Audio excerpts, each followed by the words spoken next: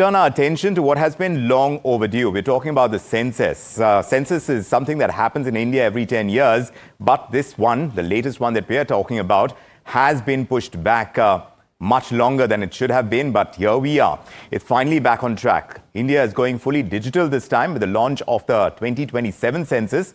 So after those multiple delays since 2011, that last count was in the year 2011, now the government has approved this budget for the census, which is about 11,718 crore rupees. And they're going to carry out this mammoth exercise. The census is going to run in two major phases. From April 2026 through early 27 is going to be the first phase. But what sets this census apart is the scale of the technology that is being employed. There will be enumerators which will use mobile apps instead of paper forms. Until now, census has largely been relegated to paper forms, but this time we're going to see technology come in a big way. And data is going to be monitored real time is what we understand with all that technology coming through. Citizens are going to have the option to fill in their details online through multilingual portals. So now the question is, what is the kind of reveal we can expect when this data is actually mapped? What are the key factors that is going to shape this census 2027? My colleague Malika has been poring over the details that came out earlier this evening, and the plan has been revealed. Malika, tell us what it says so far, what we know about Census 2027. Definitely. Thanks for that. Let me begin by saying welcome to Decoding Census 2027, India's biggest data collection exercise ever. Now, what is it? The census is a massive nationwide head count that counts every person and gathers detailed information on population, housing, education, employment, and socio-economic conditions. Census 2027 will be India's 16th national census. The last full one was in 2011, and it was delayed from 2021 because of the COVID-19 pandemic. Now, here are the 6 differentiators that make Census 2027 truly historic and remarkable. The first one being, it's the first fully digital census, so no more paper forms. The second one being, data will be collected through web portals and mobile apps available in English, Hindi, and many other regional languages. Third point, for the first time, there's a self-enumeration option, meaning you can fill your details online yourself. Fourth differentiator, the government is launching Census as a service, which means ministries and departments will get real-time, on-demand data through a dedicated portal. Fifth differentiator, your personal data will be protected under the newly passed Digital Personal Data Protection Act. And the sixth one being, anyone submitting wrong information will face penalties under the Census Act. Overall, Census 2027 isn't just a head count. It's a modern, digital and citizen-friendly exercise that will shape India's policies for the coming decade. But the digital execution on a road that's never been taken before, at least when it comes to census, will be interesting to watch out for. No doubt about that, Malika. So now that we're clear, India is gearing up for its first ever fully digital census in 2027.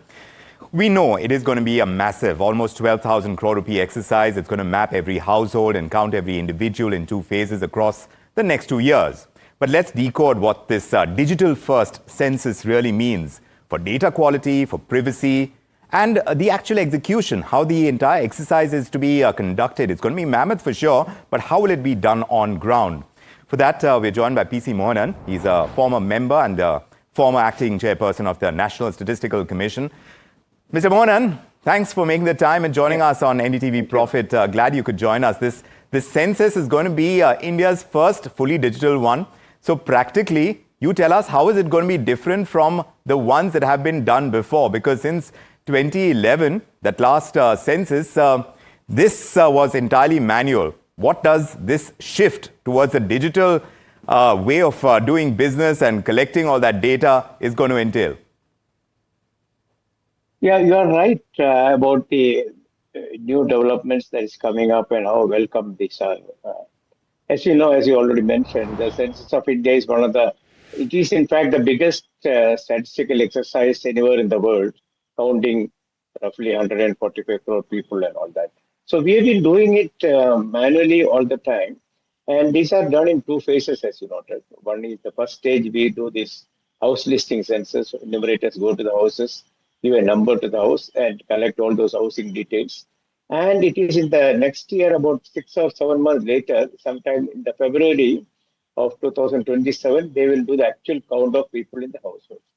Now, the most exciting thing about this census is going fully digital. In the past, the census used to come in manuscripts, and tabulation of that used to take years. In fact, some of the tables we used to come after 5 or 6 years. Now, with the digital process, we expect the data of the census to be available almost immediately, maybe within a few months' time, which is one of the most exciting things. To that extent, I would say 2027, if we are able to get the results, it is as good as any other census in the past. And real-time access, etc., are of course an issue, but the census as a separate statute, which means the data is kept confidential. Certain data cannot be divulged at the village level, only at block level. So those things will remain there, but the Census Act is different from the Data Privacy Act also. Yes. And if the government department is getting access real time, of course we have to see how it works out actually. But the main exciting thing is the digital process. Yes. And we have around 30 million enumerators going. How are they going to operate this digital platform? It will be a big challenge. So how do you see that? You're saying it's going to be a big challenge. How will it work on ground? Because I'm just wondering, for something like migration, and I'm using that as an example, how will migrant people get counted? Wherever they are found, is that how it will happen? Because this kind of data collection involves some level of self-enumeration, which is what the government has indicated in terms of Census 2027. So how will that happen? The challenges, as you spelt it out, tell us what would those be? The challenges for the migrants is a very difficult one, because if you have self-enumeration, you do not know from which location they are actually enumerating. They could be enumerating from the hometown or from the places where they are currently living. And so that will be a big challenging kind of thing for self-enumeration. I don't really know how it will work out there, and how are they going to verify that information correctly. Suppose I live in Kerala, but I do fill up my form in some other place. How are they going to do that? So a lot of technical things will have to be worked out on this self-enumeration thing. But and what about urbanization? What about urbanization as well? Because, typically we use old census data to identify what's a village, what's a town, and what's a city. Is that likely to change this time around? See, this is a big issue which we have been highlighting. So normally, before the census, they decide which are the urban census towns and other things are decided before the census. And for doing that, they use the previous census data, looking at the employment of the people and the density and other things. These are taken for the past census. So, for example, the current census, mostly they'll be using the data of 2011 census to decide whether this is a census town, urban or rural area, which will be very outdated to me. Almost 16 years will be already on.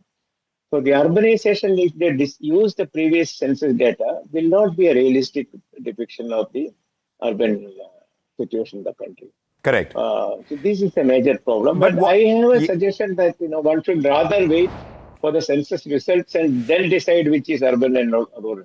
You think that is possible now that we are going digital? That perhaps could be possible. But in that phase one, Mr. Mohanan, house listing and housing census, it's going to run from April to September 2026. In a digital setup, how do you imagine enumerators collecting, the field enumerators collecting that data and uploading housing data? Is that going to be tricky using mobile devices? You see them using offline modes, GIS integration. How much of that can we see? This kind of such a exercise of this size, we are not done.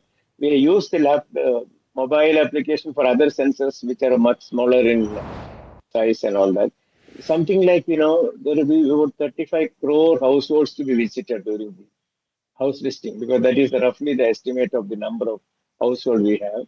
And there will be almost 35 crore, 30 million. I think that's what they say about the enumerator, 30 lakhs enumerators will be in place.